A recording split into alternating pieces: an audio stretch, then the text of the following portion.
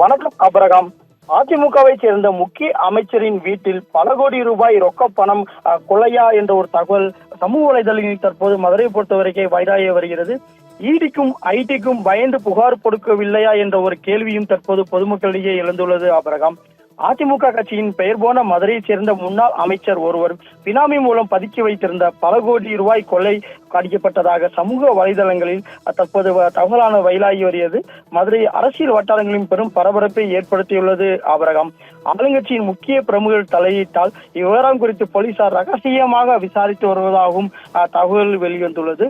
மதுரை விலாங்குடியில் உள்ள ஒரு அபார்ட்மெண்ட் வீட்டில் கடந்த ஜூன் 21 பணம் கொள்ளை போனதாகவும் அந்த பணம் முன்னாள் அமைச்சருடையது என்ற ஒரு சமூக வலைதளங்களில் தகவல் வெளியாகி தற்போது பரபரப்பை ஏற்படுத்தியுள்ளது அபரகம்.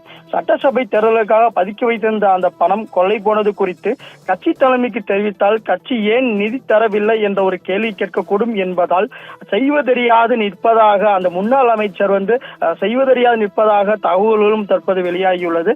தொடர்ந்து ஆளுங்கட்சியின் முக்கிய பிரமுகரை தொடர்ந்து கொண்டு நடந்த விஷயத்தை கூறியதாகவும் பிரச்சனை வீரியத்தை புரிந்து கொண்ட அந்த பிரமுகர் அடாவடிக்கு பெயர் போன ஒரு நிர்வாகிகளை தொடர்பு கொண்டு வேண்டிய உதவிகளை செய்யுமாறும் உத்தரவிட்டதாகவும் தகவல்கள் பரவி வருகிறது. அதே போல் போலீசின் உயர் அதிகாரியின் விஷயத்தை தலையிட்டு ரகசியமாக, அதாவது சொல்ல வேண்டும் என்றால் இது ஒரு புகார் கொடுக்காமல் ஒரு ரகசியமாக இந்த கொள்ளை சம்பவத்தை விசாரணை மேற்கொண்டு நடவடிக்கை எடுக்க கூறியதாகவும் சொல்லப்படுகிறது அவர்கள்.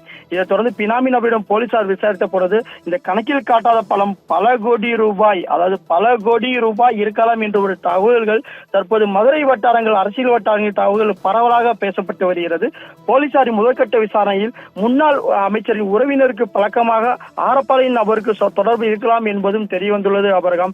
மொத்தத்தில் அதிமுகவின் பிரபலமாக பேசப்படும் அந்த முன்னாள் அமைச்சர் ஏன் இதுவரை இந்த கொள்ளை தொடர்பாக புகார் கொடுக்கவில்லை என்ற ஒரு பொதுமக்களிடையே ஒரு பெரும் கேள்வியும் எழுந்துள்ளது அபரகம். ஏனென்றால் தொடர்ந்து ஒவ்வொரு வீட்டிலும் சரி ஒரு 2 பவுன் 3 பவுன் இல்லை 1000 2000 10,000 லட்சம் என்று கொள்ளை போனாலே உடனடியாக காவல் நிலையத்தை தொடர்பு கொண்டு புகார் கொடுக்கும் நிலையில் பல கோடி ரூபாய் பணம் கொள்ளை போன இந்த சம்பவத்தில் ஏன் ஒரு ரகசியமாக காவல்துறை விசாரணை மேற்கொண்டு வருகிறது என்ற ஒரு கேள்வியும் பொதுமக்களிடையே எழுந்துள்ளது. அமலாக்கத்துறைக்கோ இல்ல வருமான வரித்துறைக்கோ பயந்துதான் புகார் கொடுக்கவில்லையா என்ற ஒரு கேள்வியும் பொதுமக்களிடையே எழத் தொடங்கியுள்ளது அபரகம்.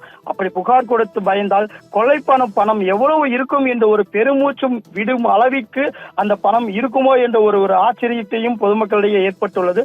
இது தொடர்பாக அந்த முன்னாள் அமைச்சரை தொடர்பு நாம் கேட்க முற்பட்ட போதும் கூட அவர் பதில் கூற மறுத்துவிட்டார். தொடர்ந்து இந்த தகவலானது மதுரை மட்டுமில்லாமல் தென் மாவட்டங்களே ஒரு பெரும் பரபரப்பை ஏற்படுத்தியுள்ளது அபரகம். தொடர்ந்து காவல்துறையிடம் தனிப்படை அமைத்து ரகசியமாக இந்த புகாரை தொடர்ந்து விசாரணை மேற்கொண்டு வருகின்றனர். இந்த புகார் அந்த முக்கிய குற்றவாளிகளை பிடித்த பின்பு தான் தெரியும் இந்த கொள்ளை போன பணம் எவ்வளவு, ஏன் புகார் கொடுக்கவில்லை, இந்த புகார் கொடுப்பதற்கு மறைப்பதற்கு என்ன காரணம் என்பது மேற்கொண்டு விசாரணைக்கு அப்புறம் தெரிய வரும் அபரகம்.